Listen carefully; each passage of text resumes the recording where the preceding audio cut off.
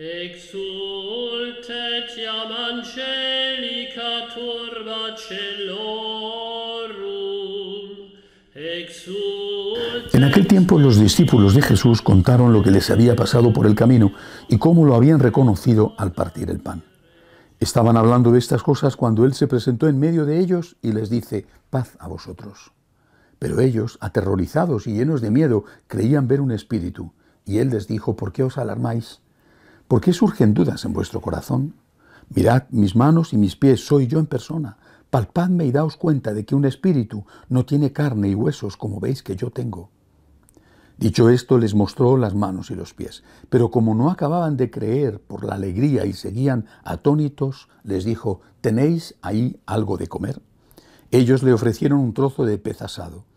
Él lo tomó y comió delante de ellos y les dijo: esto es lo que os dije mientras estaba con vosotros, que era necesario que se cumpliera todo lo escrito en la ley de Moisés y en los profetas y salmos acerca de mí.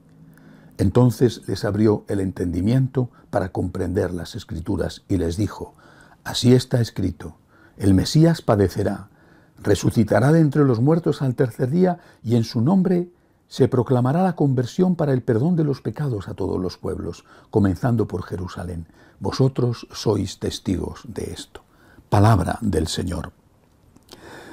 Esta aparición de Cristo resucitado, una más sobre las que venimos meditando en esta semana de la octava de Pascua, como las anteriores, tiene como objetivo certificar que no haya la más pequeña duda de que Cristo resucitó, que de verdad resucitó, que no fue un espíritu, un sueño, una ilusión colectiva, y desde luego no fue un engaño organizado para embaucar a tontos y hacerse ricos a base de sus limosnas. Cristo realmente resucitó y eso implica que hay resurrección y que hay vida eterna. Si Cristo resucitó, también nosotros resucitaremos. Pero lo mismo que las otras apariciones siempre tienen un añadido. O sea, esta enseñanza fundamental se ve complementada. Por ejemplo, en este caso, continuando con la enseñanza de ayer, la aparición del Señor a los discípulos camino de Maús, de hecho empieza el Evangelio con el relato de ellos contando lo que les había sucedido, aparece el Señor y dice que se presenta en medio de ellos. Puede parecer un mero dato geográfico, en medio, a un lado, arriba, abajo. No, la frase en medio de era mucho más que un lugar donde el Señor se aparece, porque hace alusión a la promesa de Cristo, donde 2 o 3 están unidos en mi nombre, yo estoy presente en medio de ellos. Es decir, aquí nos encontramos de nuevo con una presencia del Señor ligada a la unidad entre sus discípulos. 2 o 3 están unidos, están reunidos, así era. Además, entonces el Señor se hace presente. Y en este caso, así como con los discípulos camino de Maús les dio alegría y fortaleza, en este caso el Señor resucitado se hace presente en medio de los discípulos y les da la paz. Paz a vosotros.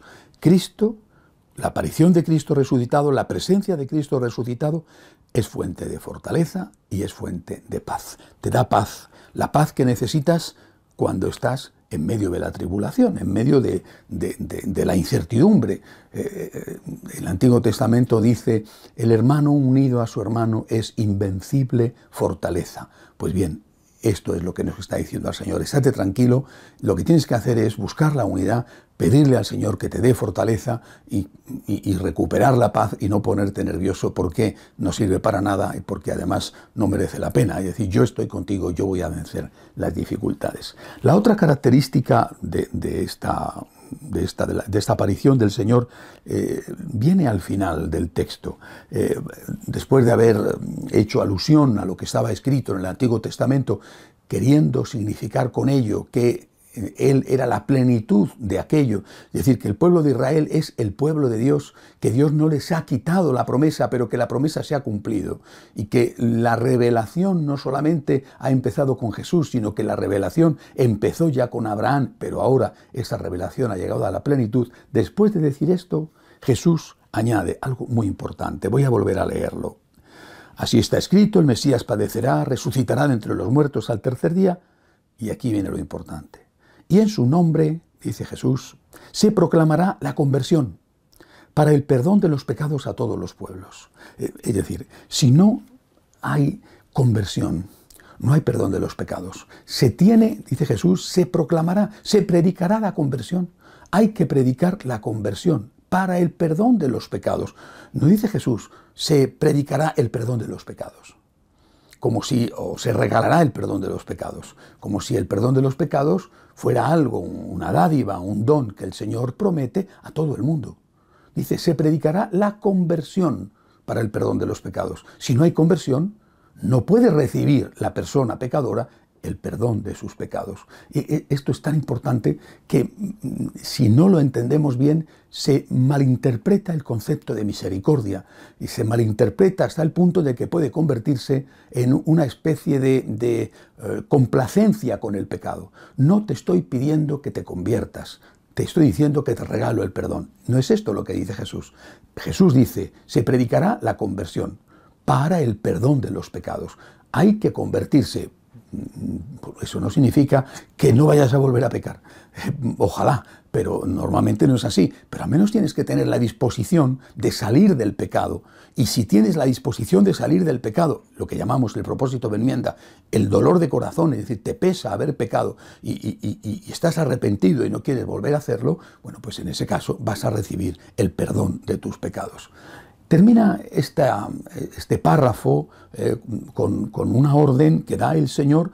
Ahí en este caso están reunidos ya no solamente los discípulos tipo los de Maús, sino que están reunidos también los apóstoles. Dice, vosotros sois testigos de esto.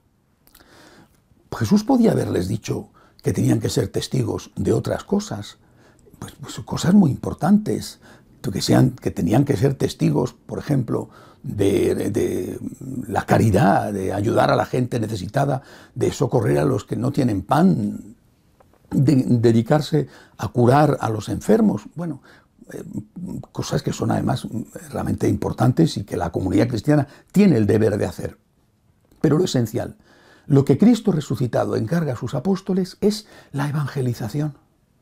La evangelización es una buena noticia. La buena noticia de que tus pecados están perdonados. Pero están perdonados si tú estás convertido. Tus pecados van a ser perdonados si tú te conviertes. Esta es la buena noticia. Hay cielo, hay vida eterna.